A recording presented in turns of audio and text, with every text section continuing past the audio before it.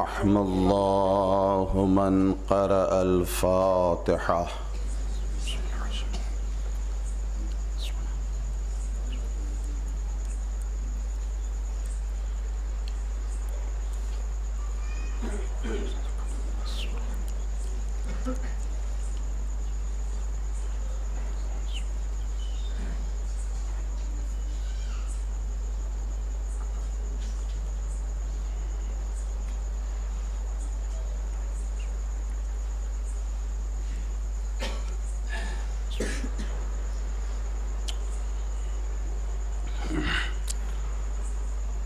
أعوذ بالله من الشيطان اللعين الرجيم. بسم الله الرحمن الرحيم. الحمد لله رب العالمين والعاقبة لأهل التقوى واليقين والجنة للموحدين والنار للعاصيين. الصلاة والسلام والتحية والإكرام على النبي الأمي أبي القاسم محمد وآله الطيبين الطاهرين المعصومين واللعنة الدائمة على أعدائهم أجمعين من الآن إلى يوم الدين. أما بعد فقد قال حق سبحانه وتعالى في محكم كتابه العظيم وخطابه المتين وهو أصدق الصادقين. بسم الله الرحمن الرحيم.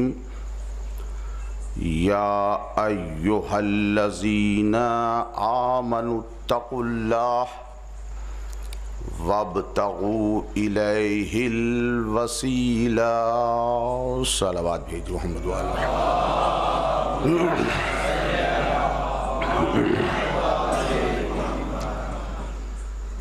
ارباب کرم اور صاحبان عقل و خرد، یہ حسن اتفاق ہے اور آپ حضرات کی محبت کہ یہاں میں کئی مرتبہ پڑھ چکا ہوں اور خداوند عالم ائمہ معصومین علیہم السلام اور شہداء کربلا علیہم السلام نے پھر مجھے یہ توفیق عنایت فرمائی ہے کہ میں آپ کی خدمت عالیہ میں اپنی کچھ گزارشات پیش کر سکوں. ارباب کرم، آیہ مبارکہ یا ایہا الذین آمنوا اتقوا اللہ وابتغوا الیہ الوسیلہ، آیت میں صریح طور پہ یہ حکم ہے کہ صاحبان ایمان تقوی اختیار کرو اور اللہ تک پہنچنے کے لیے وسیلہ تلاش کرو. دیکھیے، عقل انسانی کا فیصلہ یہ ہے کہ منزل اور ہدف کے مطابق انسان وسیلہ تلاش کرتا ہے. اگر مسجد فاطمہ زہرا تک ہمیں جانا ہے تو پیدل بھی جا سکتے ہیں، بائک بھی صحیح ہے، لیکن اگر بھاؤ نگر جانا ہو تو اس کے لیے بہتر رہے گا کہ بس ہو یا کوئی دوسرا فور ویلر ہو۔ اور اگر آپ کو دہلی جانا ہے تو اس کے لیے وسیلہ ٹرین اچھا رہے گا۔ آپ کو حج بیت اللہ کے لیے تشریف لے جانا ہے تو اس کے لیے ذریعہ ہوائی جہاز اچھا رہے گا۔ معلوم یہ ہوا کہ جیسی منزل ہوتی ہے ویسا ہی وسیلہ ہوتا ہے۔ ایسا نہیں ہے کہ منزل مسجد فاطمہ زہرا ہو اور آپ ایروپلین میں بیٹھ کے چلے جائیں، یہ بھی صحیح نہیں ہے۔ اور یہ بھی مناسب نہیں ہے کہ آپ دہلی تشریف لے جا رہے ہیں تو یہاں سے آپ سائیکل سے چلے جائیں، یہ بھی مناسب نہیں ہے۔ جو مناسب وسیلہ ہونا چاہیے اس کا انتخاب آپ کو کرنا پڑے گا۔ اب یہ جو سائیکل ہے یہ مادہ ہے، وسیلہ۔ کیوں؟ اس لیے کہ منزل بھی ہماری مادے کی ہے۔ ٹرین مادہ ہے، مادے تک پہنچا سکتا ہے چونکہ مادہ ہی ہمارا ہدف اور منزل ہے۔ مکہ شہر مادہ ہے، بائی پلین آپ چلے جائیے، ذریعہ بھی مادہ ہے، منزل بھی مادی ہے۔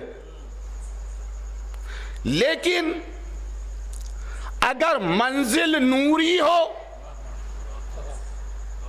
اور کوئی یہ کہے کہ میں ٹرین سے اللہ تک پہنچ جاؤں گا، کوئی یہ ضد کرے کہ میں اللہ تک بائک سے چلا جاؤں گا، کوئی یہ ضد کرے کہ میں اللہ تک بائی بس چلا جاؤں گا، تو یہ اس کی اپنی ضد ہوگی۔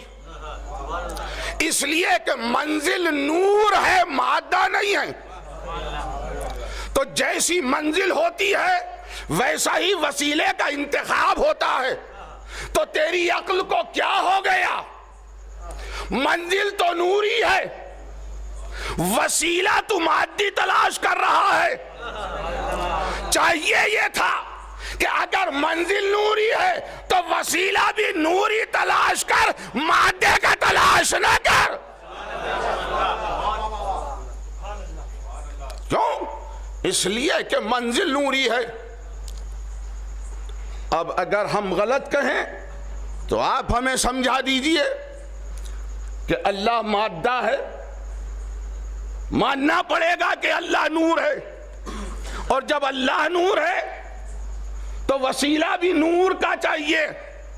اب پوری کائنات میں آپ تلاش کرو وہ نور کا مادہ کون سا ہے، نور کا وسیلہ کون سا ہے، تو آواز آئے گی کہ اللہ نے سب سے پہلے میرے نور کو پیدا کیا۔ اور یہ تنہا ایک نور نہیں تھا، بلکہ آواز آئی میرے نور کو اللہ نے 14 حصوں پہ منقسم کر دیا۔ ایک کا نام محمد رکھ دیا، کسی کا نام علی رکھ دیا، کسی کا نام فاطمہ رکھ دیا۔ جس کسی کو بھی پکڑ لیا جائے منزل تک پہنچ جائے گا۔ اب آپ تلاش کرتے پھرتے رہیے، مادے کو ڈھونڈتے رہیے۔ مادہ کیا پہنچائے گا منزل تک؟ منزل تک وہ پہنچائے گا کہ جو نوری ہوگا۔ تو پہلے تو یہ ڈھونڈو کہ نور ہے یا نہیں۔ اللہ نور ہے، آپ بھلے سے تبلیغ کرتے رہیے، کہتے رہیے، اس کا کوئی علاج نہیں ہے۔ اس لیے کہ پیس ٹی وی چینل کا جو چلانے والا تھا وہ بھی یہ دعویٰ کرتا تھا کہ محمد مٹی کے ہیں، مٹی کے نیچے چلے گئے، نہ ہمارا کوئی فائدہ کر سکتے ہیں نہ ان کا کچھ بگاڑا جا سکتا ہے، مٹی تھے، مٹی کے نیچے چلے گئے۔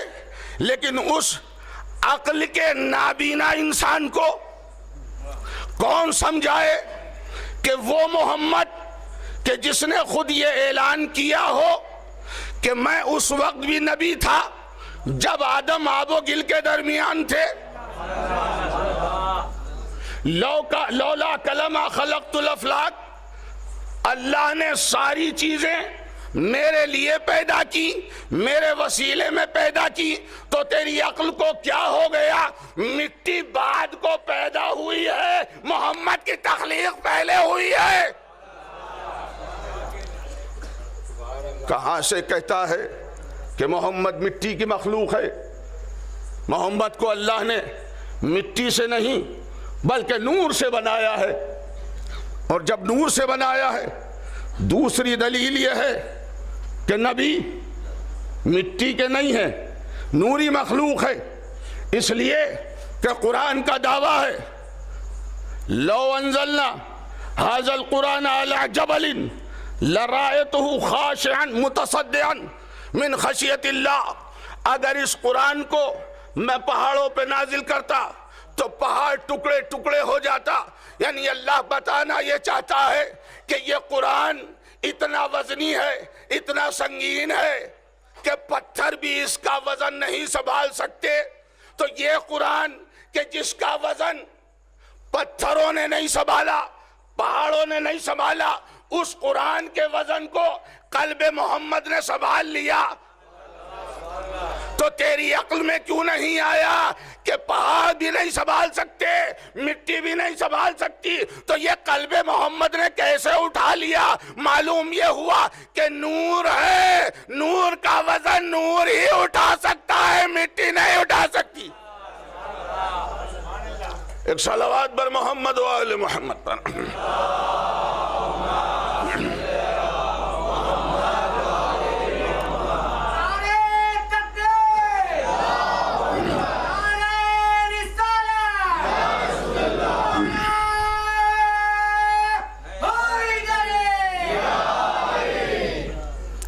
یہ آج ہمارے پاس جو ہدایت کی دستاویز ہے جس کو ہم قرآن کہتے ہیں، یہ اللہ نے تم تک کیسے بھیجا ہے، کیسے پہنچایا ہے؟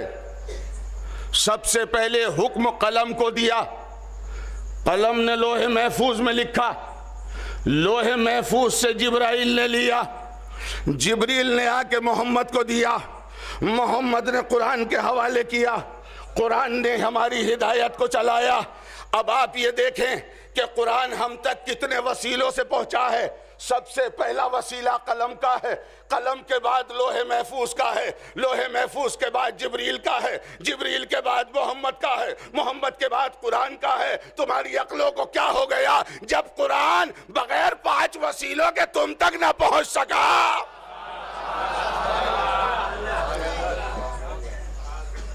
قرآن بغیر 5 وسیلوں کے تم تک نہیں پہنچ سکتا، تو تم اپنی عبادتیں بغیر 5 کے وسیلے کے اللہ تک کیسے پہنچاؤ گے؟ صلوات بر محمد و آل محمد پر۔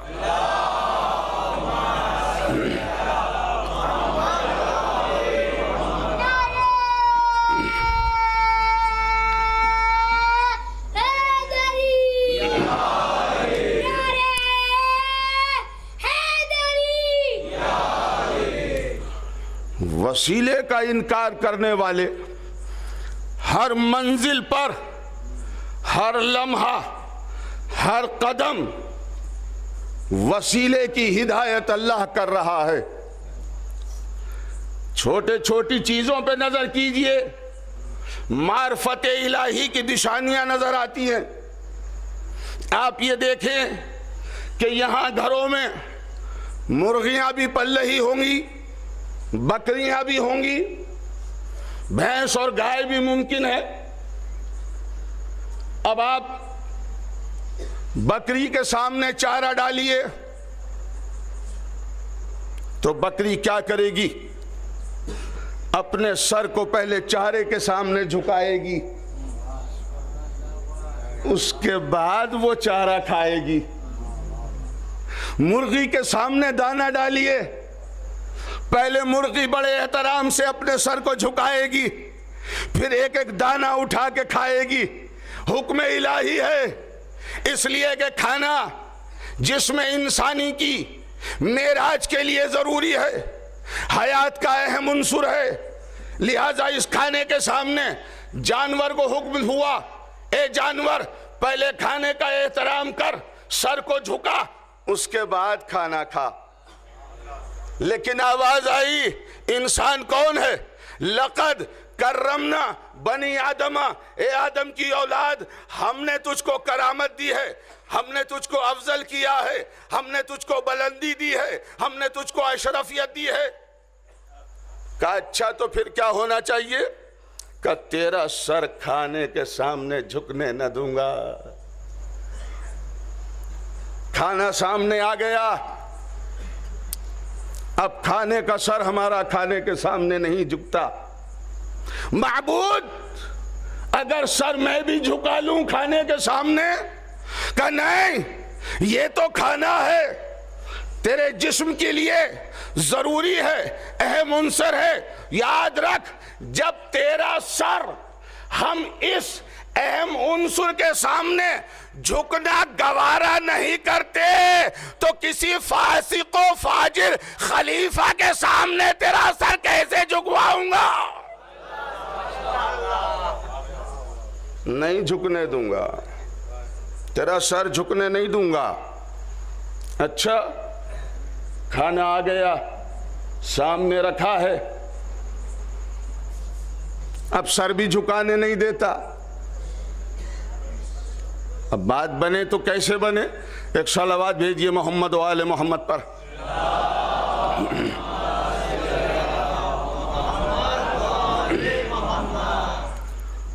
سر بھی جھکانا تجھے پسند نہ ہوا تو میرے معبود ایک کام کر دے، میری التجا ہے، میری گزارش ہے، میری دعا ہے، کہ بتا کہ معبود تو قادر مطلق ہے، ان اللہ علی کل شیء قدیر، تو ایک کام کر دے۔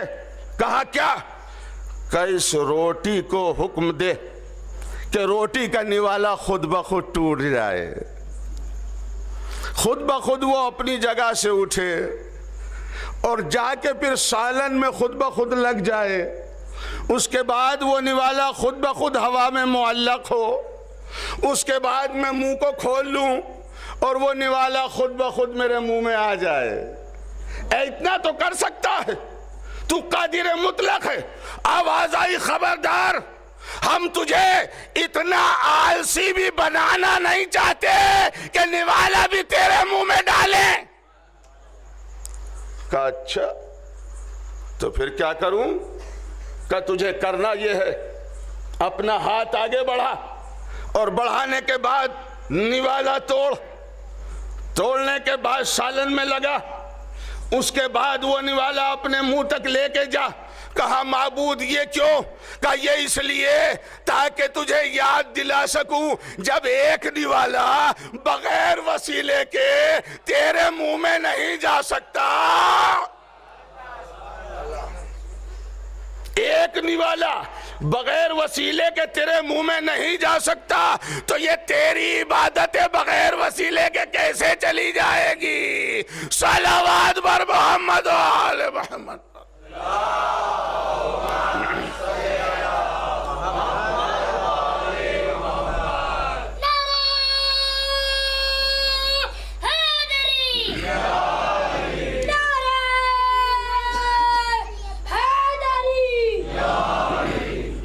آپ حضرات سے گزارش ہے کہ تھوڑا سا آگے تشریف لے آئیے۔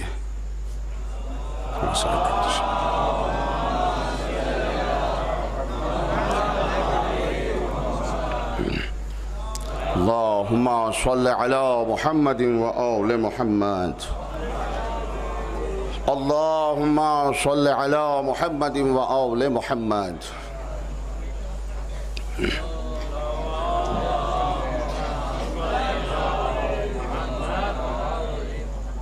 ایک ایک نوالے پہ احسان ہے. ایک ایک نوالا یہ بتا رہا ہے کہ بغیر وسیلے کے تیرے منہ میں نہیں جا سکتا. تو جب ایک ایک نوالا نہیں جا سکتا, اچھا مصلحت اور نظام الہی دیکھیے کہ اگر روٹی رکھی ہو, آپ اسے ایک انگلی سے توڑنے کی کوشش کیجئے, بہت کوشش کیجئے, ایک انگلی سے نہیں ٹوٹے گی, یعنی 5 انگلیاں لگانی پڑیں گی, 5 انگلیاں لگانی پڑیں گی. تو تیری عقل کو کیا ہو گیا جب ایک نوالا بغیر 5 کے وسیلے کے تیرے منہ میں نہیں جا سکتا؟ صلوات بر محمد و آل محمد پر.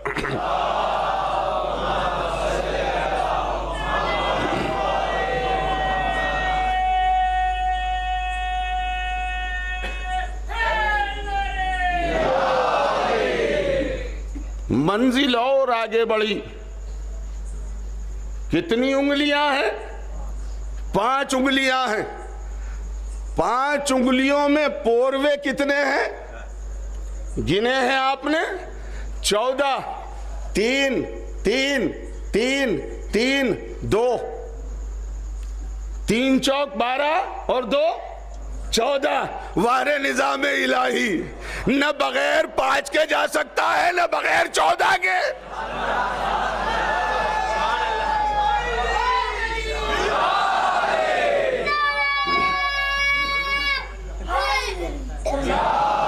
یہ 14 ہے تو الہی نظام زندہ ہے, انہی کے نام سے خالق کا نام زندہ ہے. منا کے جشن بتاتے ہیں ہم زمانے کو, ہم ہی ہیں وہ قوم جن کا امام زندہ ہے. نعرہ حیدر! بغیر 14 کے ایک نوالا نہیں ٹوٹ سکتا. تو یہ چاہتا ہے کہ خالی 2-3 چیزیں لیے پھرتا رہے اور یہ سوچے کہ یہ وسیلہ بن جائیں. ایسا نہیں ہو سکتا. اگر وسیلہ بنے گا تو 14 کا بنے گا. کیوں؟ اس لیے کہ 14 کی ذات ایسی ہے کہ جو ہمیشہ زندہ ہے, ہمیشہ رہے گی. سب چیز فنا ہو جائے گی. اگر باقی رہے گا تو 14 کا نام. قرآن مجید نے بڑھ کے آواز دی, ہر چیز فنا ہو جائے, کلو شیء ہالک الا وجہہ. ہر چیز دامن ہلاکت میں ہے, ہلاک ہو جائے گی سوائے وجہ کے. وجہ باقی رہے گا. اب یہ تمہاری اپنی بصیرت ہے, یہ تمہاری اپنی عقل ہے, یہ تمہاری اپنی سوچ ہے کہ تم کہاں لے جاؤ. اگر اللہ کا چہرہ باقی رہے گا, اللہ کا چہرہ باقی رہے گا, تو پھر اللہ کا چہرہ ہے کہاں؟ وہ دکھاؤ تو صحیح کہ یہ ہے اللہ کا چہرہ. اور جب اللہ کا چہرہ بن گیا تو اللہ محدود ہو گیا, اور جب محدود ہو گیا تو پھر اللہ سے ہم ملاقات بھی کر سکتے ہیں. تو بتاؤ پھر اللہ ہے کس جگہ؟ کوئی جگہ تو ہو, کوئی حجرہ ہے جس میں اللہ بیٹھا, کوئی کمرہ ہے جہاں کے اوپر اللہ بیٹھا ہے. کہاں ہے اللہ؟ دکھاؤ. تو اللہ دکھا نہیں سکتے. کیوں؟ اس لیے کہ وجہ کے معنی اللہ نہیں ہے. ہر چیز ہلاک ہو جائے گی مگر وجہ باقی رہے گا. تو وسیلہ ایسے کو بناؤ. بھائی ایک بات یہ بتائیے, آپ کو اس مکان کی چھت پہ جانا ہے, اگر آپ یہاں سیڑھی لگائیں اور جو سیڑھی کے ڈنڈے گلے ہوئے ہوں,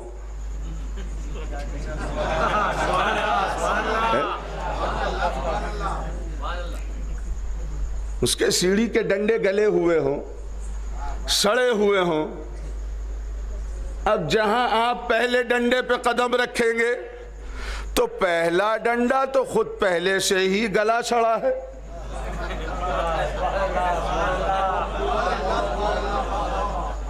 تو وہ دوسرے ڈنڈے تک کیسے پہنچ پائیں گے؟ اور اتفاق سے اللہم زد بزد زبردستی پکڑ کے ڈنڈوں کو دوسرے پہ قدم رکھ بھی دیا، تو اب جو دوسرا ٹوٹ گیا جو گرو گے تو ہاتھ پیر ٹوٹیں گے. سنبھل کے چلو، ایسا نہ ہو کہ جس سیڑھی پہ آپ چل رہے ہو وہ سیڑھی کہیں دھوکہ دے جائے، اور بائی چانس اس سیڑھی کا بنانے والا خود اگر یہ کہے کہ بھیا بنا تو دی ہے یہ سیڑھی،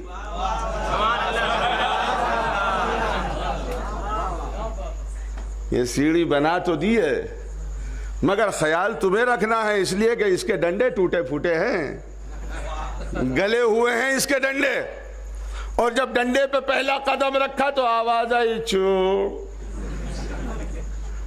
تو ہمیں بالکل اب متنبہ ہو جانا چاہیے کہ جس ڈنڈے کی آواز خود آ رہی ہے کہ میں اس لائق نہیں ہوں کہ تمہارا وسیلہ بنوں،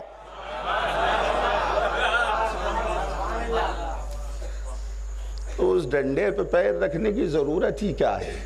مت رکھیے. ایسی سیڑھی پہ چلیے، ایسی چیز کو وسیلہ بنائیے کہ جو اتنی مضبوط اور پائیدار ہو کہ کائنات بھی ختم ہو جائے مگر اس کی مضبوطی میں کوئی کمی نہ آئے. ایسا وسیلہ ہونا چاہیے، ایسی سیڑھی ہونی چاہیے. کلو شیء ہالک الا وجہہ، ہر چیز ہلاک ہو جائے گی سوائے وجہ کے. تو واو کے ہیں 6، جیم کے ہیں 3، کتنے ہوئے؟ 9، اور ہے کے ہیں 5، کتنے ہوئے؟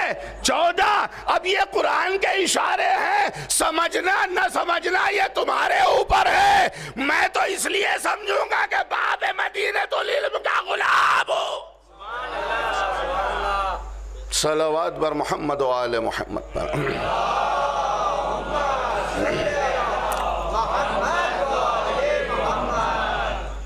یہ تو وسیلہ ہی ایسے ہیں. اگر موت آ رہی ہے، ہلاک ہو رہے ہو، تو یہ تو ایسے وسیلہ ہیں کہ ہلاکتوں سے بچاتے ہیں. اور یہ ہم اور آپ کیا ہیں؟ بڑے بڑوں کو ہلاکتوں سے بچایا ہے. تو ایسا وسیلہ ہے. اچھے جنگ صفین ہے، صفین کا میدان گرم ہے، رن پڑا ہوا ہے، جنگ ہو رہی ہے، تلواریں چل رہی ہیں. ایسے میں ایک پرندہ جس کے پیچھے باز پڑ گیا تھا، وہ پرندہ سوچنے لگا کہ آخر میری جان کہاں بچ سکتی ہے، کیسے بچے گی میری جان؟ یہ باز مجھے کھا جائے گا، پھاڑ دے گا. اس نے ایک مرتبہ چاروں طرف کو دیکھا کہ جان کہاں بچے گی. اس نے دیکھا کہ صفین کا میدان گرم ہے، مولائے کائنات کے ہاتھ میں ذوالفقار حیدری ہے، ذوالفقار چل رہی ہے. بس پرندے نے کچھ دیر کے لیے سوچا کہ اگر جان بچ سکتی ہے تو یہی بچ سکتی ہے. اس نے دونوں پروں کو جوڑا اور جوڑنے کے بعد فوراً نیچے گرنا شروع ہو گیا. آ کے مولائے کائنات کے بازو پہ بیٹھ گیا. تلوار رک گئی. مولا کہتے ہیں کہ تجھے یہ ڈر نہ لگا کہ تلوار چل رہی ہے، کہیں تو اس کی زد میں نہ آ جائے؟ کہا مولا میں کیوں ڈرتا؟ کیا مجھے معلوم نہیں ہے کہ یہ تلوار کس کے ہاتھ میں ہے؟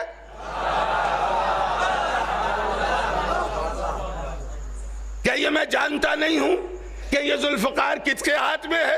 کیا مجھے معلوم نہیں ہے کہ اس ذوالفقار کی خصوصیت کیا ہے؟ یہ ذوالفقار نسلیں دیکھ کے چلتی ہے.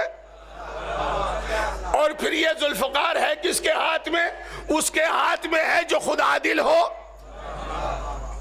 یہ تو ظالم کا کام ہے جو کسی پہ ظلم کرے. عادل کے ہاتھ میں ذوالفقار، تو خود ذوالفقار بھی عادل ہے، ذوالفقار کا چلانے والا بھی عادل ہے، تو میں ڈرتی کیوں؟ میں نے ظلم تو نہیں کیا ہے، بھائی اتنا کہنا تھا۔ مولا فرماتے ہیں کیا بات ہے؟ کہ مولا میرے پیچھے باز پڑا ہے، وہ مجھے کھانا چاہتا ہے۔ کہ اچھا، بس ایک مرتبہ آپ نے دیکھا۔ فرماتے ہیں کہ تو چلا جا۔ باز چلا گیا، تیری جان بچ گئی۔ اس نے کہا اچھا مولا جان بچ گئی؟ کہ بچ گئی۔ اب جو وہ چلا تو یہ کہتا ہوا چلا کہ اگر علی نہ ہوتے تو میں ہلاک ہو گیا ہوتا، اگر علی نہ ہوتے تو میں ہلاک ہو گیا ہوتا۔ اے پرندے، یہ خالی تیرا ہی قصیدہ نہیں ہے، یہ قصیدہ خالی تیری ہی زبان پہ نہیں ہے، یہ قصیدہ تو ہم نے بڑوں کی زبان پہ دیکھا ہے۔ یہ علی کی ذات ہے ہی ایسی، صفین میں پرندے کو ہلاکت سے بچاتی ہے، مدینے میں درندے کو بچاتی ہے۔ علی کے عشق سے ان کو اذیت ہم کو راحت ہے، لڑائی کیوں لڑے آپس میں اپنی اپنی قسمت ہے۔ یہ جھوٹے نے ساری عمر میں بس ایک سچ بولا، علی سے دور ہونے میں ہلاکت ہی ہلاکت ہے۔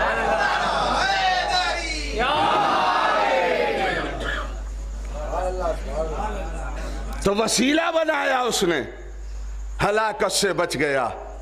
اگر یہ وسیلہ بنے تو ہلاکت سے بچاتے ہیں۔ اچھا ایک بات یہ بتائیے کہ قرآن مجید نے کتنے وسیلے قرار دیے ہیں؟ آواز آئی قد جاءکم من اللہ نور و کتاب مبین۔ ہم نے دو وسیلے بھیجے ہیں، ایک کتاب ہے ایک نور ہے۔ دو وسیلے، ایک کتاب ایک نور، یہی تو ہے نا۔ دوسرے مقام پہ ارشاد فرمایا وَاعْتَصِمُوا بِحَبْلِ اللَّهِ، اللہ کی رسی کو مضبوط پکڑ لو۔ اس دنیا میں کوئی ویگیانک ایسا آج تک بنا ہے، پیدا ہوا ہے، جو خالی جھوٹ کے یا سن کے ایک پول کو یہ کہہ دے کہ رسی ہے؟ رسی نہیں کہہ سکتا۔ رسی کب کہے گا؟ یہ رومال ہمارے سامنے ہے، فور ایگزامپل، جو بچے نہیں سمجھ پا رہے ہیں، یہ رومال ہے تو کیا اس کو رسی کہہ دیں؟ یہ رسی نہیں ہے۔ رسی کب ہوگی؟ جب اس کو اس طریقے سے بٹا جائے گا، یہ بٹا جائے گا تو اب رسی کہلائے گی۔ یعنی رسی کا اطلاق تب ہوتا ہے جب دو لڑے ہوتی ہیں، دونوں آپس میں چلتی ہیں، مل کے چلتی ہیں، ایک جیسی بن کے چلتی ہیں، تو آواز تو آئی وَاعْتَصِمُوا بِحَبْلِ اللَّهِ جَمِيعًا وَلَا تُفَرِّقُوا۔ دیکھو اللہ کی رسی کو مضبوطی سے پکڑ لو، تو کہیں آسمان سے کوئی رسی تو لٹکی ہوئی نہیں ہے، تو پھر تلاش کرو وہ کون سی رسی ہے جس میں دو لڑے ہیں، آپس میں مل کے چلتی ہیں، نہ وہ جدا ہوتی ہے نہ وہ جدا۔ وہ کون سی ہے؟ یہ وسیلہ ہے۔ اب یہ تلاش کرنا تمہارا کام ہے، اور اگر ہم سے پوچھو تو ہم اس رسی کے چکر میں نہ معلوم کہاں کہاں گھوم کے آئے ہیں۔ ہو سکتا ہے کہ اللہ تبارک و تعالی نے احمد آباد میں نہ لٹکا رکھی ہو وہ رسی، ہو سکتا ہے احمد آباد والوں سے اتنی محبت نہ ہو، تو کم سے کم مکے والے سے تو ہے، تو کم سے کم مکے میں رسی کو لٹکا دینا چاہیے تھا۔ وہاں بھی رسی نہیں لٹکی، اور آواز آ رہی ہے وَاعْتَصِمُوا بِحَبْلِ اللَّهِ، اللہ کی رسی کو مضبوطی سے پکڑ لینا۔ رسی کہلاتی ہے دو لڑوں والی، جو آپس میں جدا نہیں ہوتی۔ تو پیغمبر نے کیا فرمایا تھا؟ انی تارکن فیکم الثقلین کتاب اللہ و عطرتی ما ان تمسکتم بہما لن تضلوا بعدی۔ دیکھو میں جا رہا ہوں، دو چیزیں چھوڑ کے جا رہا ہوں، نہ قرآن اہل بیت سے الگ ہے، نہ اہل بیت قرآن سے الگ ہے۔ یہ ہے رسی، یہ ہے وسیلہ۔ اس کو دیکھیے، اگر یہ وسیلہ تلاش کر لیا تو کامیاب ہو گئے۔ اچھا حکم کیا ہے قرآن میں؟ وَابْتَغُوا یا ایھا الذین آمنوا اتقوا اللہ وَابْتَغُوا، ڈھونڈو۔ وَابْتَغُوا کے معنی ہے ڈھونڈو، تلاش کرو۔ تو تلاش کون سی چیز کی جاتی ہے؟ جو پہلے سے موجود ہو۔ اگر کوئی چیز آپ کو تلاش کرنی ہے کہاں ہے؟ عزا خانہ زہرا میں تلاش کرو، وہیں ہوگی۔ تو تلاش وہ چیز کی جاتی ہے کہ جو پہلے سے موجود ہو۔ اللہ نے کہا تلاش کرو، وسیلہ تلاش کرو، تو کیا ہو گیا ہے تمہیں وسیلہ تلاش کرنا چاہیے، تمہیں وسیلہ بنانے کا حق نہیں دیا ہے، تلاش کرنے کا حق دیا ہے۔ تلاش کرو، اب تلاش کیجئے وسیلہ کہاں ہے، مل جائے گا۔ اما بشرطہا و شروطہا، شرط یہ ہے کہ آپ تلاش تو کرو، وسیلہ تلاش کرو۔ اللہ نے معمولی چیز کے لیے وسیلہ بنایا ہے تاکہ ہر منزل پہ ہر قدم پہ وسیلے کے محتاج رہو۔ قرآن کے واقعات یوں ہی نہیں ہیں، قصے کہانی نہیں ہیں، بلکہ یہ عبرت ہے، درس ہے، تعلیم ہے۔ دیکھو، عمل کرو، سوچو اس کے اوپر۔ اولم یتدبرون فی القرآن، کیا تم قرآن میں تدبر و تفکر نہیں کرتے ہو؟ کرنا چاہیے۔ قرآن مجید میں تدبر کرو، تفکر کرو۔ ایک صلوات بھیجیے محمد و آل محمد پر۔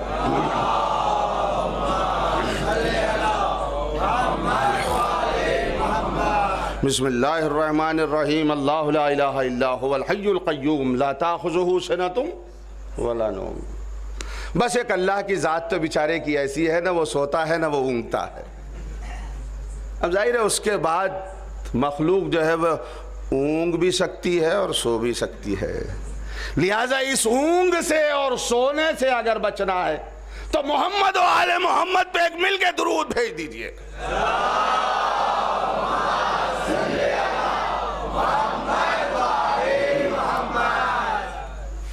قرآن کے واقعات عبرت ہیں، قرآن کے واقعات ہمارے لیے تعلیم ہیں، قرآن کے واقعات ہمارے لیے درس ہیں، سمجھنے کی ضرورت ہے۔ ذرہ ذرہ عبرت لیے ہوئے ہیں، قدم قدم وسیلہ ہے۔ حضرت ابراہیم علیہ السلام کی جب ولادت ہوتی ہے، پیدائش ہوتی ہے، تو حضرت ابراہیم کا جو واقعہ ہے وہ بھی بعین ہی ایسا ہی ہے جیسے موسیٰ کا تھا۔ نمرود کے نجومیوں نے یہ کہا کہ ایک بچہ ایسا پیدا ہوگا جو تیری بادشاہت کو، تیری خدائی کو نیست و نابود کر دے گا۔ نمرود بھی لگا وہی کام کرنے جو فرعون۔ اب حضرت ابراہیم علیہ السلام کی والدہ گرامی نے جب سنا، پریشان ہو گئیں، اٹھیں، پہاڑوں میں پہنچیں، ایک غار کو ابراہیم کی ولادت کا وسیلہ قرار دیا۔ حضرت ابراہیم علیہ السلام کی ولادت ہو گئی۔ اب جناب ابراہیم علیہ السلام کی ولادت کے بعد آپ کی والدہ گرامی ایک پتھر کے دہانے پر رکھ کے گھر واپس آ گئی تاکہ بچہ نہ گر جائے۔ پتھر کو وسیلہ قرار دیا ہے تاکہ ابراہیم نہ گریں، ابراہیم بچ جائیں۔ 2-4 دن کے بعد جب گئیں تو کیا دیکھا کہ ابراہیم اپنے منہ میں انگلیاں لیے ہوئے ہیں اور اس سے دودھ کے چشمے جاری ہیں، پیٹ بھر رہا ہے، لیکن ایسا نہیں لگ رہا کہ جیسے 3-4 دن کا بچہ ہوتا ہے۔ ایسا لگ رہا ہے جیسے 1-2 سال کا بچہ ہو. پھر واپس آ گئی. پھر گئیں 2-4 دن کے بعد تو جا کے دیکھا ایسا لگ رہا تھا جیسے 5-8 سال کا بچہ ہو. پھر 2-4 دن کے بعد گئیں تو حضرت ابراہیم غار سے باہر ٹہل رہے تھے. جب دیکھا آپ کی والدہ نے کہ بچے کو اگر میں اب معاشرے اور سماج میں لے کے جاؤں گی تو کوئی یہ شک نہیں کرے گا کہ یہ بچہ ابھی پیدا ہوا، چونکہ کافی بڑا ہو گیا ہے، کوئی شک نہیں کرے گا. بچے کو لے کے آ گئیں. کہاں لے کے آئیں؟ اپنے گھر. گھر کون سا؟ جس میں آزر رہتا ہے. آزر کون ہے؟ حضرت ابراہیم علیہ السلام کا چچا. والد نہیں ہے، دھوکہ ہوتا بعض لوگوں کو، چچا ہے. آ گئے.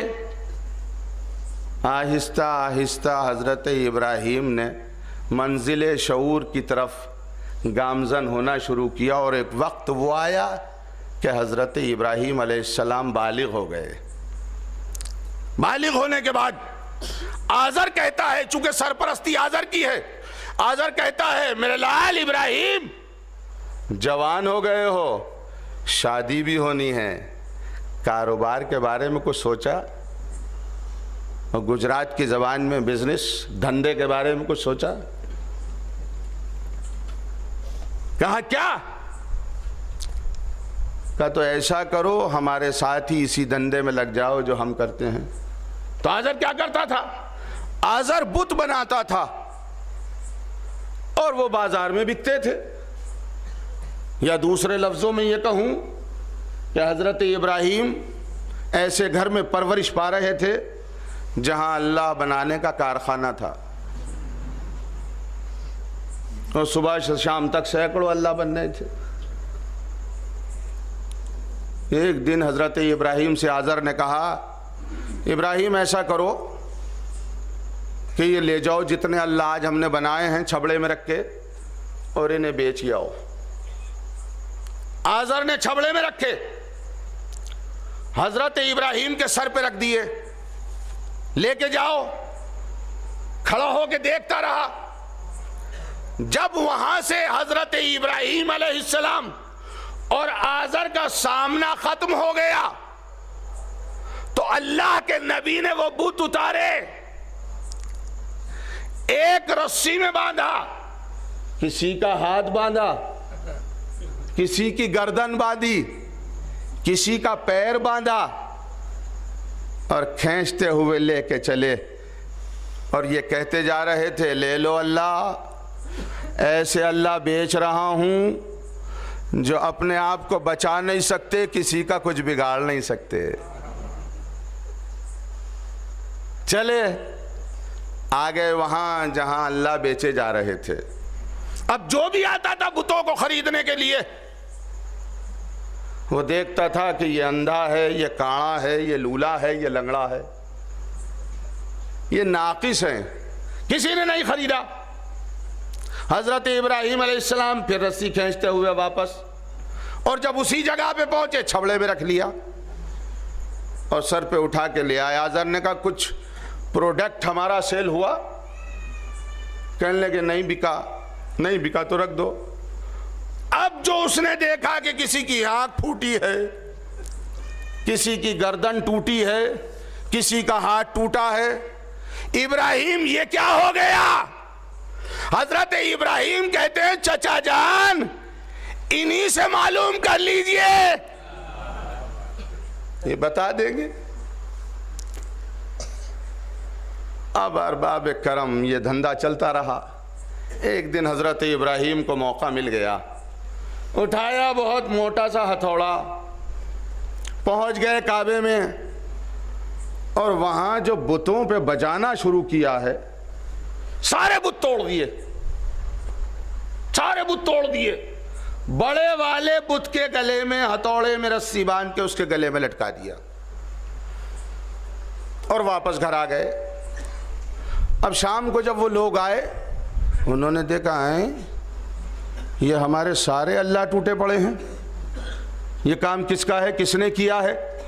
اب معلوم کرتے پھر رہے ہیں کہ کس نے کیا ہے, کس نے کیا ہے. کوئی بتانے کو تیار نہیں. ایک بوڑھا ملا, قرآن کی آواز آئی, بوڑھا ملا. وہ بوڑھا کہتا ہے میں بتاؤں کس نے توڑا ہے؟ کہاں بتاؤ. کہ انا فتن, ایک فتح ہے, یقال لہ ابراہیم, اس کو ابراہیم کہتے ہیں. عزیزو, قرآن نے پہلی مرتبہ کہا جو بتوں کو توڑتا ہے وہی فتح کہلاتا ہے, چاہے ابراہیم توڑے یا علی توڑے. ابراہیم نے توڑے تو خدا نے کہا انا فتن, اور جب علی نے توڑے تو آواز غیبی آئی لا فتح الا علی لا سیف الا ذوالفقار. تو جو بتوں کو توڑتا ہے وہ فتح کہلاتا ہے. توڑ دیے, اور توڑنے کے بعد آئے ابراہیم کے پاس, یہ کیا ہوا ہے, تم نے ہمارے بتوں کو توڑ دیا.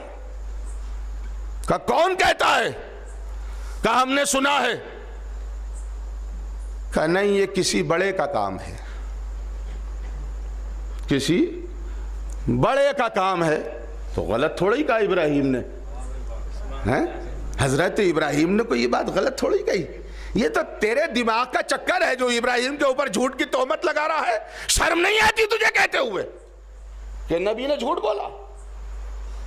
نبی نے فرمایا کہ یہ کسی بڑے کا کام ہے. تو حضرت ابراہیم بڑے تو ہیں, غلط کہاں کہا ہے؟ اب اس کے بعد حضرت ابراہیم کے انکار کو بارگاہ ذوالجلال والاکرام نے سنا, خوش ہوئے. آواز آئی اے ابراہیم, تم نے بتوں کو توڑ دیا, ہم خوش ہو گئے ہیں. اس کے بعد فرمایا انہو کانا صدیقا نبیا. ابراہیم, تم نے بتوں کو توڑا ہے تو تم صدیق ہو, تم صدیق ہو. تم نے بتوں کو توڑا ہے, تم صدیق ہو. ابراہیم نے کب توڑا تھا بتوں کو؟ رات کی تاریکی میں چپکے سے جا کے توڑا تھا, چپکے سے جا کے توڑا, رات کی تاریکی میں توڑا. سارے چھوٹوں کو توڑا, بڑے کو چھوڑا. آواز آئی اے ابراہیم, سارے چھوٹے بتوں کو توڑ دیا, بڑے کو چھوڑ دیا.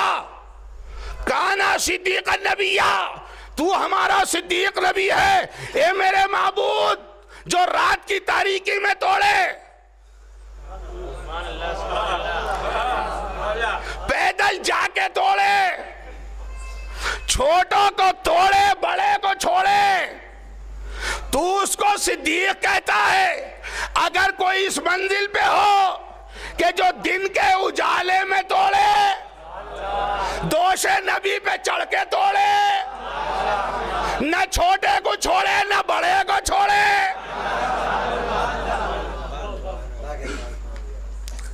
کہا جو دن کے اجالے میں توڑے, پیدل جا کے توڑے, رات کو توڑے, چھوٹوں کو توڑے, بڑے کو چھوڑے, وہ صدیق کہلاتا ہے. اور جو دن کے اجالے میں توڑے, دوش رسول پہ چڑھ کے توڑے, نہ چھوٹوں کو چھوڑے نہ بڑے کو چھوڑے, تو وہ صدیق ہے. اور جو اس منزل پہ ہو وہ صدیق اکبر کہلاتا ہے.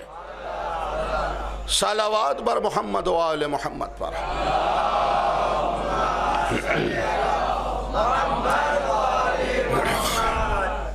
یہ ہر منزل پہ وسیلہ ہے. آپ نے دیکھا, ملاحظہ فرمایا, پتھر وسیلہ بنا, غار وسیلہ بنا. حضرت ابراہیم علیہ السلام نے موٹے سے ہتھوڑے کو وسیلہ بنایا. یہ سب وسیلے ہیں. تو وسیلے کہاں تک جان بچائے گا؟ تو ایک قرآن اور ایک نور، دونوں وسیلے ہیں۔ ایک بات بتائیے، یہ جو وسیلے کا انکار کرتے ہیں محترم، جو جناب وسیلے کا انکار فرما رہے ہیں، تو ان سے اگر ہاتھ جوڑ کے یہ پوچھا جائے کہ میاں وسیلے کا انکار کر رہے ہو تم، اگر ماں اور باپ کا وسیلہ بیچ میں نہ ہوتا تو کیا جناب کی تشریف آوری ممکن تھی؟ کیا آپ اس دنیا میں تشریف لے آتے؟ والدین کا وسیلہ آپ کی تشریف آوری کا ذریعہ بنا، وسیلہ بنا، تبھی تو آپ دنیا میں تشریف لے آئے۔ تو ذریعہ ایک بنتا ہے باپ، ایک بنتی ہے ماں، یہ یوں کہا جائے دو جینڈر ہیں، ایک مذکر ایک مؤنث۔ انگلش میں یہ کہیے کہ دو وسیلے ہیں، ایک میل ایک فیمیل، تیسرا تو نہیں ہے کوئی، یا تو میل ہوتا ہے یا فیمیل ہوتا ہے، دو وسیلے۔ اچھا اگر اس میں فیمیل کا تو سب کو ہی پتا ہے، بھئی ہماری والدہ فلاں ہیں، سب کو، سارے محلے کو پتا ہے کہ ان کی والدہ وہ ہیں، لیکن باپ کا کب پتہ چلتا ہے؟ جب والدہ گرامی گواہی دیں تب پتہ چلتا ہے کہ یہ والد محترم ہے۔ اور اگر وہ گواہی نہ دے، گواہی کسی اور کی طرف موڑ دے تو کیا ہوگا؟ اور گواہی جب بالکل ہی کسی کے لیے نہ دے تو کیا ہوگا؟ رشتہ لے کے جائیے ایسے لڑکے کا کہیں بھی جس کے باپ کا پتہ نہ ہو، اماں کا تو سب کو پتہ ہے، جس کا باپ کا پتہ نہ ہو اس کا رشتہ لے کے جائیے، لوگ کہیں گے کہ میاں کس کا رشتہ لائے ہوگا؟ ان کا جن کے باپ کا پتہ نہیں۔ کہنے کہ چلے جاؤ یہاں سے، ہمارے گھر گنجائش نہیں ہے ایسے آدمی کی جس کے باپ کا ہی پتہ نہیں۔ اور اس کے لیے ایک مخصوص لفظ کا استعمال ہوتا ہے، مخصوص لفظ ہے، آپ کے اذہان عالیہ میں محفوظ ہے، وہ استعمال ہوتا ہے اس کے لیے۔ معلوم یہ ہوا کہ جس کے میل کا پتہ نہ ہو معاشرہ اس کو اچھی نظر سے نہیں دیکھتا، اس کو دھتکارتا ہے۔ اب آ جائیے وسیلے دو، ایک قرآن ایک نور۔ قد جاءکم من اللہ نور و کتاب مبین، نور اور کتاب۔ مجمع یہاں جتنا بیٹھا ہے بالاتفاق میرے اس سوال کا جواب دے کہ نور روشن ہوتا ہے یا ہوتی ہے؟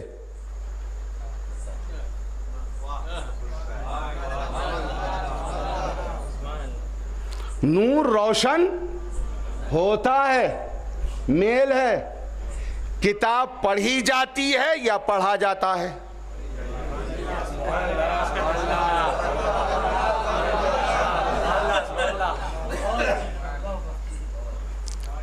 نور روشن ہوتا ہے، کتاب پڑھی جاتی ہے۔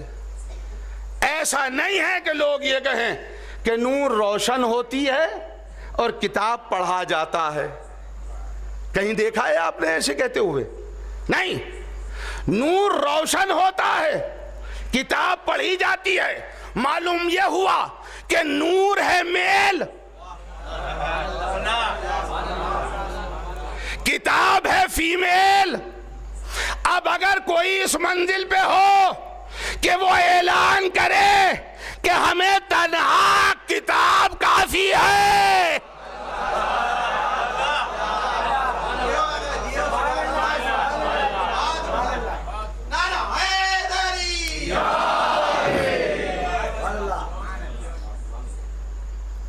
اگر کوئی اس منزل پہ ہو کہ تنہا کتاب کافی ہے، تو کتاب تو فیمیل ہے نا، میل نہیں ہے، فیمیل ہے. اب آپ فیمیل کو لے کے جائیے ساتھ, فرشتے پوچھیں گے میل کہاں ہے, میل کہاں ہے کہ پتہ نہیں. کہ جب میل کا پتہ نہیں تو تمہاری یہاں جگہ کا پتہ نہیں. ایک صلوات پر محمد و آل محمد پر.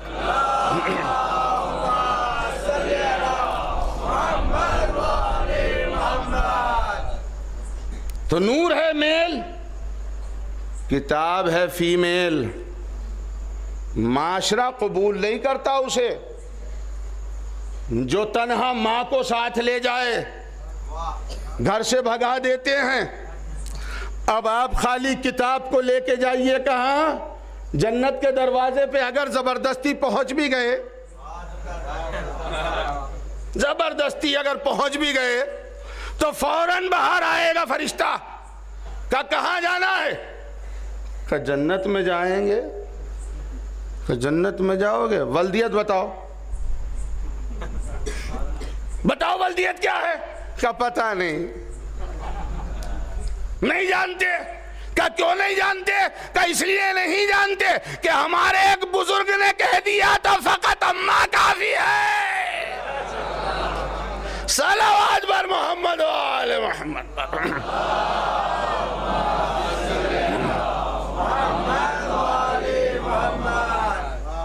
توجہ ہے نا آپ کی؟ تو وسیلے تو دو ہیں, ایک کتاب, ایک نور. اچھا اللہ نے بھی, آپ یہ دیکھیے کہ نظام ہے, اللہ نے بھی وسیلے قرآن میں بھی دو, اور یہ عالم اصغر ہے. اس میں دیکھیے آپ, اس میں دیکھیے, اگر کسی کو اپنا انسان خود سمجھ میں آ گیا, اللہ سمجھ میں آ جائے گا. اللہ نے دو ہاتھ دیے تاکہ کوئی چیز اٹھاؤ تو دونوں ہاتھوں سے اٹھاؤ. اللہ نے دو آنکھیں دیں, اگر دیکھو تو دونوں آنکھوں سے دیکھو. اللہ نے ناک کے دو نتھنے دیے, سونگھو تو دونوں نتھنوں سے سونگھو. اللہ نے دو ہونٹ دیے, بولو تو دونوں ہونٹوں سے بولو. اللہ نے دو جبڑے دیے, اگر چباؤ تو دونوں جبڑوں سے چباؤ. اللہ نے دو کان دیے, اگر سنو تو دونوں کانوں سے سنو. اللہ نے دو پاؤں دیے, اگر چلو تو دونوں پیروں سے چلو. اب اگر ایک پیر سے چلو گے تو عیبدار تو کہلاؤ گے, اور جب عیبدار کہلاؤ گے تو بھیا عیبدار کی تو قربانی بھی نہیں ہے. ایک صلوات بھیجئے محمد و آل محمد پر.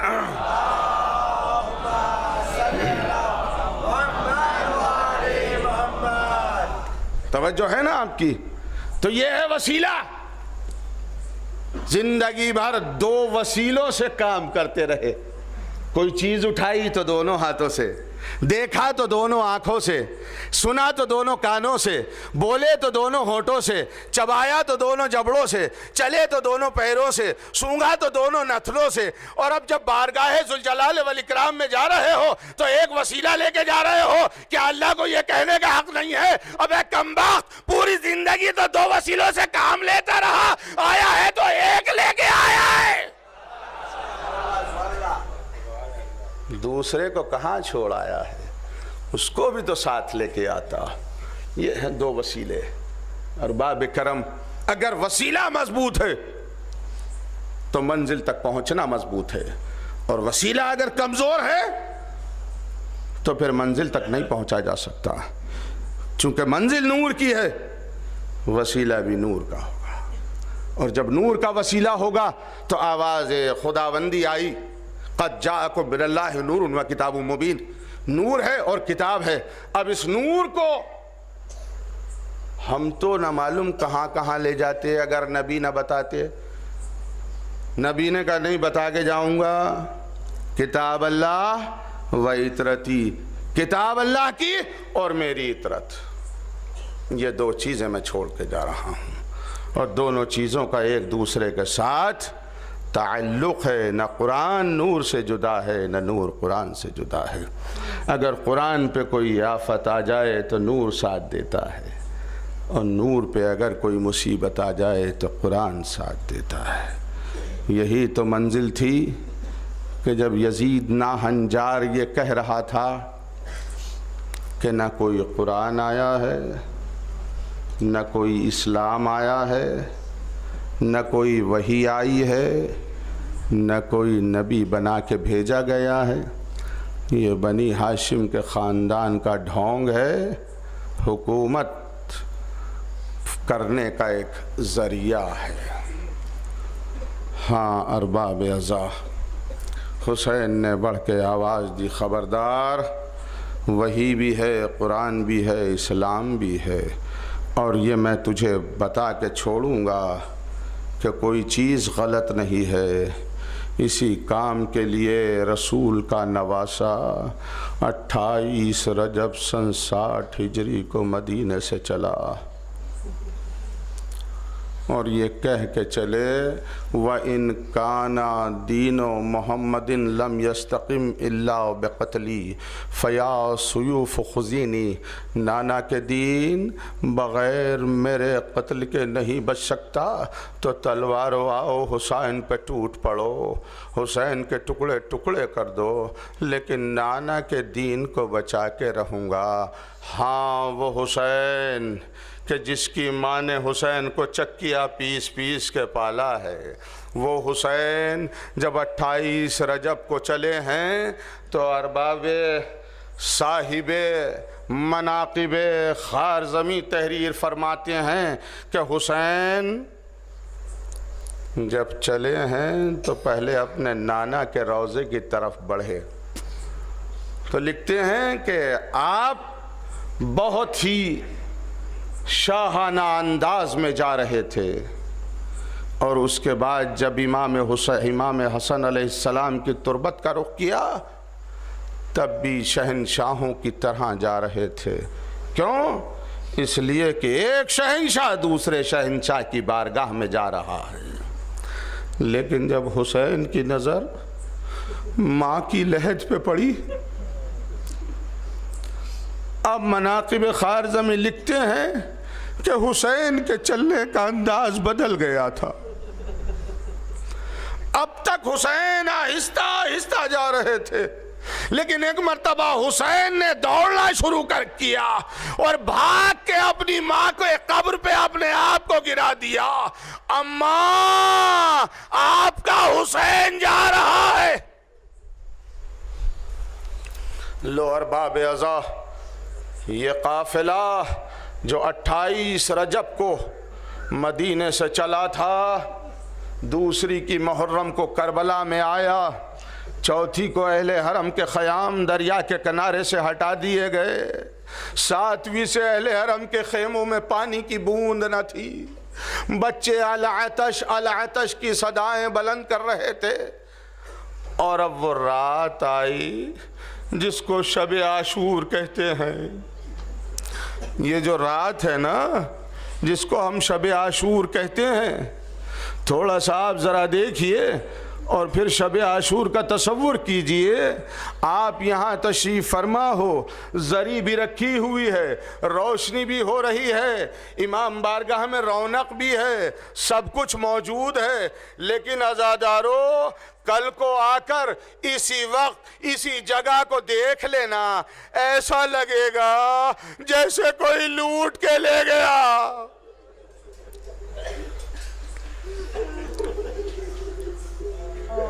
ایسا لگے گا جیسے کوئی لوٹ کے لے گیا۔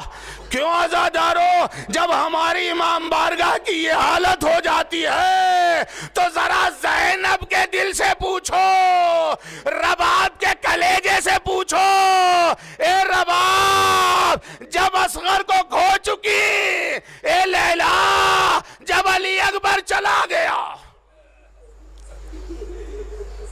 ہاں عزادارو، یہ شب عاشور ہے، شب عاشور۔ ام لیلا 18 سال کے اکبر کو جی بھر کے آج پیار کر لیجئے، کل علی اکبر کا چہرہ نظر نہ آئے گا۔ ام فروا قاسم کو جی بھر کے دیکھ لیجئے، کل یہ قاسم کی لاش کے ٹکڑے ٹکڑے ہو جائیں گے۔ رباب علی اصغر کو جی بھر کے جھولا جھولا لیجئے، کل علی اصغر تمہاری آغوش میں نہ ہوں گے۔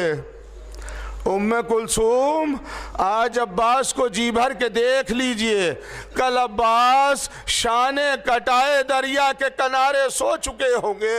ہاں عزادارو، یہ شب عاشور ہے، شب عاشور۔ میں نے ایک واقعہ ایک کتاب میں پڑھا ہے، بس اسی پہ مصائب ختم کر دوں گا جو آج میں نے وہاں پر بھی پڑھا ہے۔ کتاب کا نام ہے اشک ہائے ہمیشہ جاری۔ شب عاشور ہے، تصور کر کے اس واقعے کو سن لیجئے، اور اس کے بعد اتمام زحمت۔ اپنے زمانے کے 2 بڑے شاعر ہیں، ایک کا نام محتشم ہے اور ایک کا نام مقبل ہے۔ شاعر اہل بیت ہیں، مداحی میں بھی اشعار کہتے ہیں، تعزیت میں بھی اشعار کہتے ہیں۔ تو جناب مقبل فرماتے ہیں کہ قافلے کے ہمراہ میں کربلا کے لیے روانہ ہو گیا، کافی سفر طے کر چکا تھا، اچانک قافلے سے بچھڑ جاتا ہوں۔ جب میں بچھڑ گیا تو میں نے لوگوں سے پوچھا، چونکہ شب عاشور تھی، میں نے لوگوں سے پوچھا یہ بتاؤ یہاں کہیں امام بارگاہ ہے کیا؟ یہاں میرے آقا حسین کی صف ازا بچتی ہے؟ کسی نے بتایا کہ ہاں قریب میں امام بارگاہ ہے، وہاں صف ازا بچتی ہے۔ جناب مقبل وہاں چلے گئے، مجلس کی، گریہ کیا، نوحہ کیا، عزاداری کرتے کرتے تھک کے مقبل سو گئے۔ اب خواب میں دیکھتے ہیں کہ روضہ امام حسین کے دروازے پہ کھڑے ہیں۔ کیا دیکھا کھڑے کھڑے؟ کہ صحن روضہ امام مظلوم میں خادموں نے ایک نور کا فرش بچھایا، اور اس کے بعد ایک بہت ہی مومن متقی شخصیت آئی۔ مقبل کہتے ہیں میں نے بڑھ کے خادم سے پوچھا، خادم یہ بتا کون ہے؟ کہ یہ حضرت آدم صفی اللہ تشریف لائے ہیں۔ تھوڑی دیر کے بعد ایک صاحب اور آئے، کہ یہ کون ہے؟ کہ یہ حضرت نوح علیہ السلام تشریف لائے ہیں۔ یہ کون ہے؟ کہ یہ حضرت ابراہیم خلیل اللہ تشریف لائے ہیں۔ انبیاء آتے گئے، خادم بتاتا گیا، آخر میں ایک ایسی نورانی شخصیت آئی کہ جس کا طواف نور کر رہا تھا۔ میں نے بڑھ کے پوچھا اے خادم یہ کون ہے؟ کہا یہی تو حسین کے نانا ہے، یہی تو محمد عربی ہے۔ کہا یہ کس لیے جمع ہو رہے ہیں؟ کہا یہ سارے نبی اس لیے جمع ہو رہے ہیں تاکہ محمد کو، رسول کو ان کے لال حسین کا پرسہ دیں۔ اے پردہ غیب میں بیٹھنے والے امام، یہ مومنین وٹوا تشریف لائے ہیں آپ کے جد کا پرسہ دینے کے لیے۔ ان کا پرسہ قبول کر لیجئے، ایک ایک کا پرسہ لے لیجئے مولا۔ 18 سال کے کڑیل جوان علی اکبر کا پرسہ، کبھی علی اصغر کا پرسہ لو ارباب ازا۔ تھوڑی دیر کے بعد مقبل کہتے ہیں کہ میں نے دیکھا کہ اس فرش کے اوپر میرا ہم عصر، میرا ساتھی محتشم بھی بیٹھا ہے۔ پیغمبر اسلام نے ایک مرتبہ آواز دے کے کہا محتشم منبر پہ جا کے میرے لال کے مسائل بیان کر۔ محتشم اپنی جگہ سے کھڑے ہو گئے، اور کھڑے ہونے کے بعد منبر کے پہلے زینے پہ بیٹھ جاتے ہیں۔ पैगंबर फरमाते हैं मोहतशिम अरशे पे जाके बैठो, सबसे ऊपर जाके बैठो। कहा या रसूल अल्लाह का नहीं, मेरा हुक्म है। मोहतशिम अरशे पे जाके बैठे और एक मरतबा मसायब बयान करने शुरू किए। आका रसूल आपके लाल को करबला में घेर के लाए हैं। या रसूल अल्लाह आपके लाल को करबला में इस तरह शहीद किया गया। ये मसायब बयान कर ही रहे थे कि एक मरतबा आवाज खुदाबंदी आई, जिब्रील अरे मुकबिल के सामने से करबला के हिजाबात हटा दिए जाएं। अब जो हिजाबात हटाए तो मुकबिल ने सर से अमामा फेंक दिया। या रसूल अल्लाह अरे आपका लाल शिम्र का खंजर है। अरे शिम्र बेशेम रसूल के नवासे पे खंजर ना फेर। अजरुकुम अल्लाह, अजरुकुम अल्लाह, खुदा किसी गम में न रुलाए। जनाब मुकबिल ने अमामा फेंक दिया। थोड़ी देर के बाद आवाज आई, मुकबिल मिंबर से नीचे आ जाओ, इसलिए कि हुसैन के नाना को बेहोशी आ गई है। जनाब मोहतशिम नीचे तशरीफ ले आए, खामोश हो के सर झुका के बैठ गए। जब रसूल अल्लाह को होश हुआ, पैगंबर इस्लाम ने अपनी दोष से आबा उतारी और एक मर्तबा चलते हुए मोहतशिम के पास आए और मोहतशिम से आके कहा, ए मेरे लाल के मसायब बयान करने वाले, मेरी तरफ से ये हदिया कबूल कर लेना। जनाब मोहतशिम फरमाते हैं, या रसूल अल्लाह मैंने हदिये के लिए मसायब नहीं पढ़े हैं। पैगंबर फरमाते हैं, मोहतशिम अरे मैं गवाही देता हूँ जब तक तू जन्नत में न चला जाएगा मैं जन्नत में कदम न रखूंगा। ये कह के जनाब मोहतशिम चले जाते हैं। मुकबिल कहते हैं कि मैंने ये देखा कि मैं भी तो शायर अहले बैत था, मैं भी तो मद्दाह अहले बैत हूँ। आखिर पैगंबर इस्लाम ने मुझसे क्यों नहीं फरमाया कि मैं भी उनके लाल के मसायब बयान करता। इसका मतलब ये है कि रसूल मुझसे राज़ी नहीं है। इसका मतलब फातिमा का लाल मुझसे राज़ी नहीं है। इसका मतलब हुसैन की माँ मुझसे राज़ी नहीं है। ये तसव्वुर करके जनाब मुकबिल मुंह मोड़ के रोज़ा रसूल रोज़ा इमाम हुसैन से जाने लगते हैं कि एक मरतबा सफ़ेद पोश खादिम आया, आके आवाज़ देता है, मुकबिल ज़रा रुक जा। मुकबिल रुक गए, क्या बात है? कहा, मुकबिल एक बीबी नकाब पोश हुसैन की जरी से लिपटी हुई बहन कर रही है। उसने मुझसे कहा है जाके मुकबिल को बुला लाओ। मैं तुम्हें बुलाने के लिए आ गया हूं। मैं नहीं जानता वो कौन बीबी है। बस अज़ादारो जनाब मुकबिल उस खादिम के कहने पर आए। क्या देखा? एक नकाब पोश बीबी है जो जरी है इमाम हुसैन से लिपटी हुई बहन कर रही है। मुकबिल आगे बढ़ के कहते हैं, बीबी क्या हुक्म है? का मुकबिल मिंबर पे जाके मेरे लाल के मसायब बयान। जनाब मुकबिल मिंबर पे गए, मसायब बयान करने शुरू किए।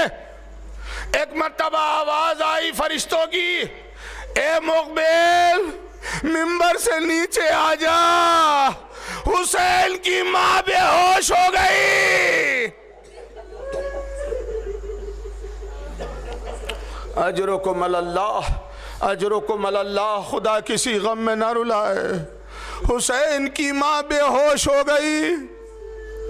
मुकबिल मिंबर से नीचे आ गए, एक गोशे में खड़े हो जाते हैं। जब शहजादी को होश आया, शहजादी फरमाती हैं, मुकबिल अब किस लिए खड़े हो?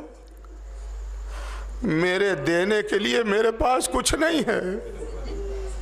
रसूल के पास आबादी तो दे दी थी, मैं हुसैन की कोख जली मां हूं। मेरे पास रखा क्या है? मैं तो उजड़ गई हूं। मेरा घर वीरान हो गया, मेरा बाग ताराज हो गया। मुकबिल मेरा लाल करबला के मैदान में शहीद हो गया। حسین کی ماں تجھے کیا دے سکتی ہے؟ ہاں مقبل میں وعدہ کرتی ہوں کہ میں جنت کے دروازے پہ بال کھول کے بیٹھ جاؤں گی جب تک تو جنت میں نہ چلا جائے گا۔ حسین کی ماں جنت میں قدم نہ رکھے گی۔ عزادارو یہ شب عاشور ہے۔ شب عاشور کربلا والوں کی آخری شب ہے، آخری شب ہے۔ امام حسین خیموں میں تلایا کرتے پھر رہے ہیں۔ ایک مرتبہ ایک خیمے میں پہنچے جو رباب کا خیمہ ہے۔ کیا دیکھا؟ رباب 6 مہینے کے بچے کو گہوارے میں جھلا رہی ہے، آواز دیتی ہے میرے لال اصغر کل کو اپنی ماں کو سرخرو کر دینا۔ اے علی اصغر ایسا نہ ہو کہ تیری ماں کو شرمندگی ہونا پڑے۔ ہاں ارباب عزا صبح ہو گئی، اصحاب کے لاشیں حسین اٹھاتے رہے۔ عائشہ کی باری آئی تو حسین کبھی علی اکبر کی لاش اٹھا کے لائے، کبھی عباس کے کٹے ہوئے بازو لائے، کبھی 6 مہینے کے اصغر، ارے کبھی قاسم کی لاش کے ٹکڑے۔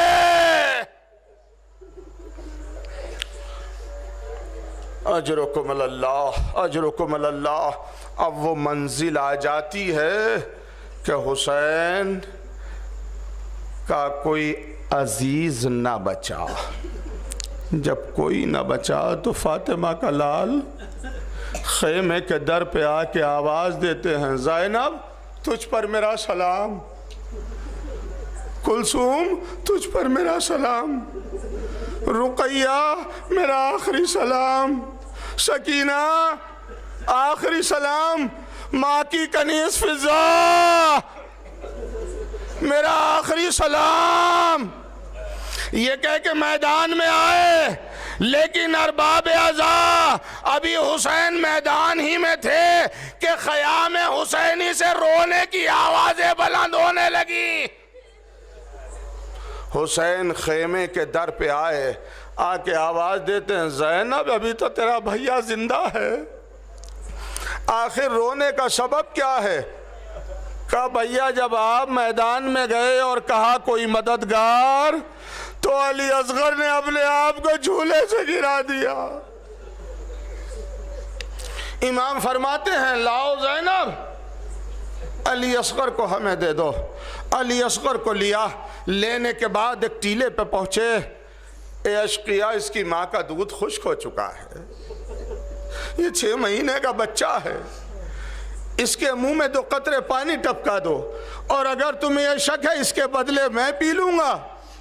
تو حسین علی اصغر کو جلتی ہوئی زمین پہ لٹا کے کچھ فاصلے سے جا کے کھڑا ہو رہا ہے۔